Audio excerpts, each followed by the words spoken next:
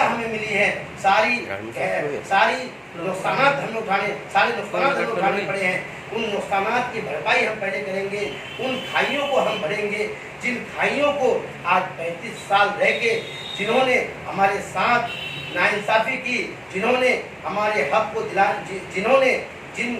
जिसने हमारे हक को दिलाने में वो नाकाम रहे, हमारे हक को दिलाने में वो कामयाब नहीं हो सके। इंशाअल्लाह हम जो है ये आवाम से वादा करते हैं कि जो काम हमारे आपके दरमियान का रुका हुआ है, इंशाअल्लाह सबसे पहले हम उस काम को पूरा करेंगे। उस काम को पूरा करने के बाद इंशाअल्लाह हम आवाम के बीच में आएंगे। आवाम का जो भी हुक्म होगा इंशाअल्लाह उनके हुक्म को हम सर आंखों पे लेंगे। उनका जो भी काम होगा इंशाअल्लाह सारे कामों को इंशाअल्लाह हम पूरा करेंगे और सारे कामों को पूरा करके इंशाअल्लाह उनके बीच में रहेंगे, उनका खादिम बन के रहेंगे और उनकी इंशाअल्लाह हम सेवा करते रहेंगे। आखिरी में सवाल, ये बदहाल जो इलाका इस बदहाली के जिम्मेदार आप किसको, क्षेत्रीय नेता को मानते हैं, पटना को या फिर केंद्र सरकार को? देखिए मशारिफ साहब, मैं आपके टीवी के माध्यम से, आपका MIM न्यूज़ के माध्यम से मैं आवाम तक इस बात को पहुंचाऊं कि देखिए ऐसा है कि अमूर विधानसभा की जो बदहाली है, अमूर विधानसभा का जो पिछड़ापन है, हम जो पिछड़े हैं हमारे चुनाव की वजह से पिछड़े हैं। हम जो पिछड़े हैं, हमने जिनको रहबर बनाया, हमने जिनको रहनुमा चुना, वो हमारी रहनुमाई नहीं कर सके, वो हमारी रहबरी नहीं कर सके, वो हमारी रहनुमाई करने में नाकाम रहे, वो हमारी रहबरी करने में नाकाम रहे। हम 35 साल यहाँ के रहबर को हम जिम्मेदार ठहराते हैं। हमने उनको चुना, उन्होंने वादे किए, लेकिन उन्होंने हमारे साथ वादे निभाने में वो नाकाम रहे और उनकी नाकामी ये है कि आज अमूर विधानसभा बिछड़ गया। अमूर विधानसभा आज एक खाई की तरफ बढ़ा हुआ है। अमूर विधानसभा में जो खाइयाँ हैं उसको भरने की ज़रूरत है, जो गहराइयाँ हैं उन्हें पूर्ति करने की ज़रूरत है। इंशाअल्लाह MIM का एक चेहरा, चाहे वो जो भी आए, जिस रूप में आए, MIM के चेहरे में वो ताकत होगी, MIM का वो रूप होगा।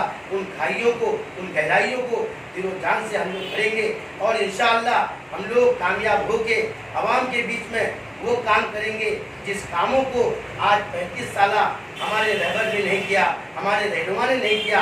और दूसरी बात, मैं आवाम से ये अर्ज़ करूँगा कि दिलो जान से, तहे दिल से मैं आपसे अर्ज़ करूँगा कि ये जो इलेक्शन है ये आपके हाथ में है। ये जो इलेक्शन है ये अवाम के हाथ में है। अवाम उसको चुने, अवाम उसको लाए जो कुछ बदलाव के तरफ बढ़ने का इरादा रखता हो, जो बदलाव की तरफ आपको लेके जाए, क्योंकि हमें बदलने की ज़रूरत है। क्योंकि हमारे रहबर की अब उम्र नहीं रही, हमारे रहनुमाओं की रहनुमाई की ताकत खत्म हो गई। इसीलिए अगर आप और हमने अगर बदलने की कोशिश नहीं की, अगर बदलाव की तरफ हम और आप नहीं गए, तो ये समझ लीजिए कि हमारा पिछड़ापन बढ़ता जाएगा। हमारा पिछड़ापन यानी ये समझ लीजिए जिस हद तक हम बिछड़ चुके हैं और पिछड़ापन बढ़ेगा। इसलिए आवाम से हम ये गुजारिश करेंगे कि आवाम उसको लाए जो आपकी खिदमत कर सके और उससे काम लेना है। अगर MIM का कोई भी प्रत्याशी आता है, अगर वो काम करने में नाकाम रहेगा, इंशाअल्लाह उसको भी हम लोग बदलने का काम करेंगे। बहुत बहुत शुक्रिया सर, आपने टीवी को।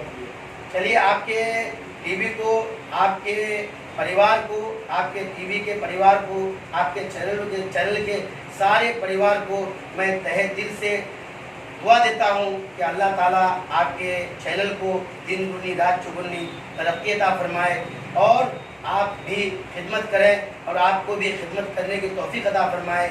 और आपका बहुत बहुत शुक्रिया कि आप एक सरजमीन किशनगंज से चल के आप रोहटा आए, रोहटा आके आपने इंटरव्यू हमारी ली और मैंने आपको इंटरव्यू दिया। इंशाअल्लाह जैसा आपने इंटरव्यू हमसे लिया है, इंशाअल्लाह वैसा ही काम हम करके दिखाएंगे, इंशाअल्लाह मुकम्मल करेंगे। और आपके टीवी के माध्यम से हम दुआ चाहते हैं कि आप हमारे लिए भी दुआ करें कि अल्लाह ताला हमें कामयाब करे और जिस मिशन को लेके हम चले हैं, जिस इरादे को लेके चले हैं, हमारे बैरिस्टर असदुद्दीन अवैसी साहब का मिशन कामयाब हो और बिलखुसूस हमारे मोहतरम आली जनाब सदर बिहार अख्तरुल ईमान साहब का मिशन कामयाब हो। हमारे अख्तरुल ईमान साहब अख्तरुल ईमान साहब ने जो मेहनत की सीमांचल के लिए, आज सीमांचल बढ़ता जा रहा है, सीमांचल एमआईएम की तरफ लपकता जा रहा है। ये अख्तरुल ईमान साहब की मेहनत है। और हमारे एमआईएम के जितने भी लोग हैं, हमारे जितने भी लोग मेहनत कर रहे हैं, सारे भाइयों की मेहनत का ये सिला है, हम लोगों की मेहनत का ये सिला है। अल्हम्दुलिल्लाह हम लोग ऐसे ही एमआईएम के लिए मेहनत करते रहेंगे और इंशाअल्लाह आगे बढ़ते रहेंगे। तो नाज़रीन, अभी आप सुन रहे थे, आप देख रहे थे हाजी नाहिद साहब को जो बेबाक और बेअंदाज में अपनी गुफ्तगू रख रहे थे। खासतौर से 2 बातें बहुत अहम कही गई है। पहली बात ये कि अमोर विधानसभा की बदहाली के जिम्मेदार ये सीधे तौर पर कांग्रेस के विधायक को ठहरा रहे हैं। और दूसरी बात जो ये कहें वो कीमती ये कि मजलिस इत्तेहादुल मुस्लिमीन का उम्मीदवार हाजी साहब हो या कोई दूसरा हाजी साहब तन धन के साथ उनके साथ है, ये मजलिस के साथ है। ये खुलासा रहा। मिलते हैं नए अपडेट और नए खबर के साथ। जब तक आप देखते रहिए खबर के।